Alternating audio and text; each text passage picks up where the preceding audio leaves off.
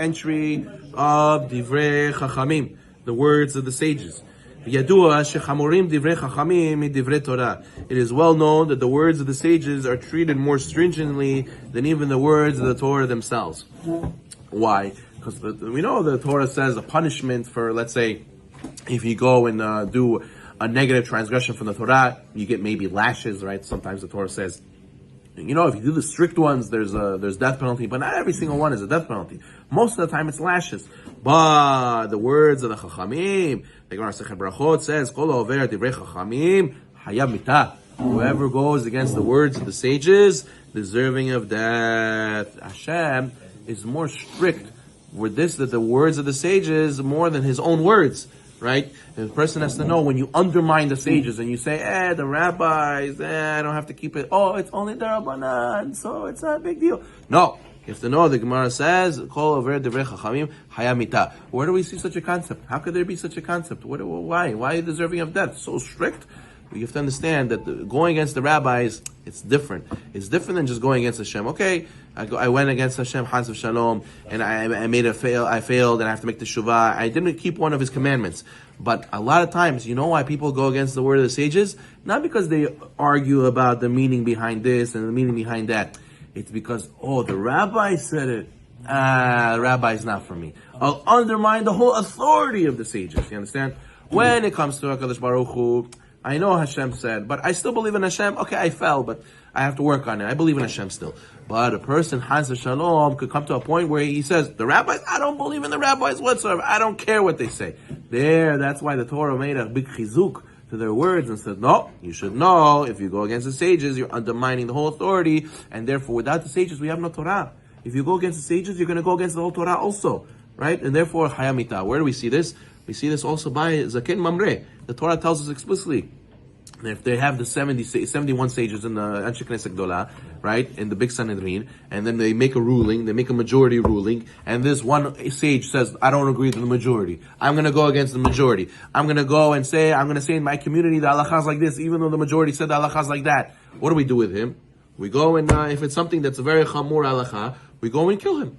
We are undermining the authority of the sages. The sages ruled majority like this. And you stick out like a sore thumb to show, I don't care what they say. I'm going to do whatever I want.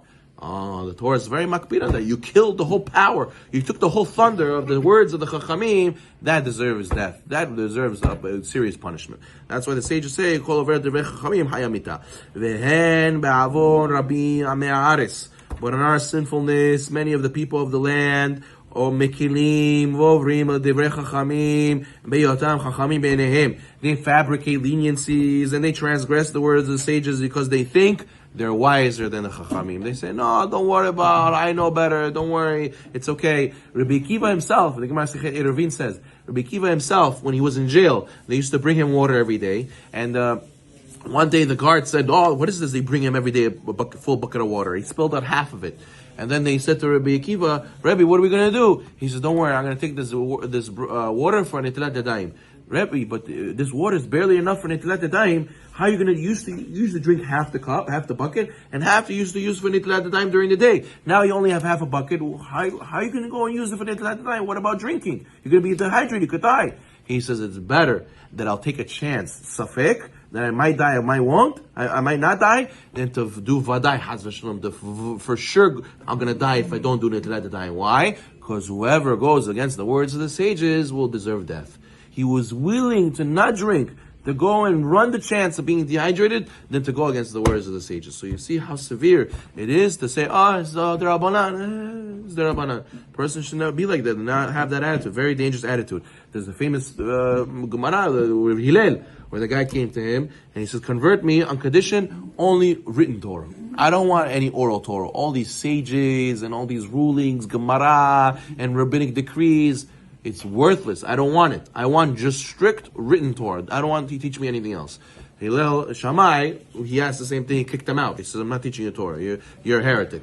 But Hillel, he said, no problem. Come. I'll teach you. He taught him, how are you going to read Hebrew? You have to read the written Torah. How are you going to read Hebrew? I don't know Aleph Bet. So let's start with Aleph Bet. So this is Aleph, this is Bet, this is Gimel, this is Dalet. And then he said to him, good, come tomorrow. The next day he came. He showed him Dalet. He said, this is Aleph. He showed him Gimel. This is Bet. He said, Rabbi, I'm sorry. Yesterday you said something else. Now it's all upside down, upside down. What's going on? He says, you see, even to read what it says, you need the rabbis also. You need to have the sages to explain to you what is Aleph Bet, what is Gimel Dalet. And without this, you won't even be able to read the written Torah. Without the words of the sages, we won't be able to understand the words of the Torah. So therefore, how could it be that someone says, hey, the rabbis, I don't need the rabbis. All these rabbis, they're baloney. And therefore, I don't need to follow their words. You won't be able to fulfill the written Torah. You go to Shamayim after 120, they're going to tell you, you didn't keep the written Torah. What do you mean? I read the book myself.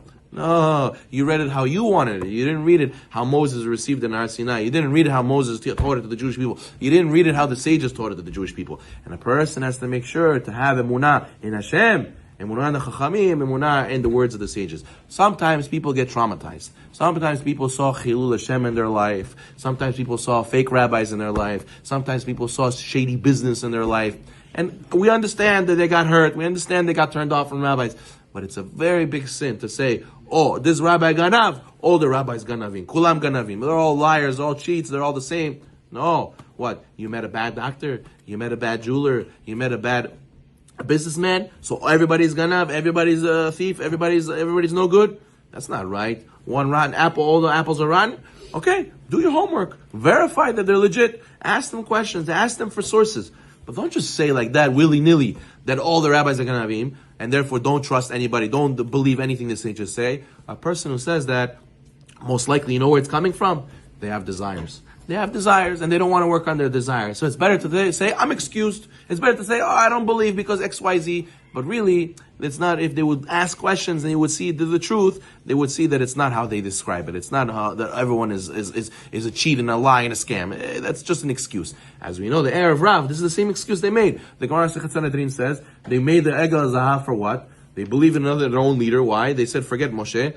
Deep down, it came from the fact that they wanted to do immorality, the Gemara Masechet Sanhedrin says. So a lot of people, they could believe, and they want to believe. Their desires hold them back, and they give themselves excuses. Rav Shofar Hirsch said, for those who are looking for questions, there's no answers. For those who are looking for answers, there's a lot of answers. In Judaism, we want questions, ask questions, but be intellectually honest. Look for answers seriously. Try to find it. A lot of people say, oh, I don't understand it, it's not for me. Why?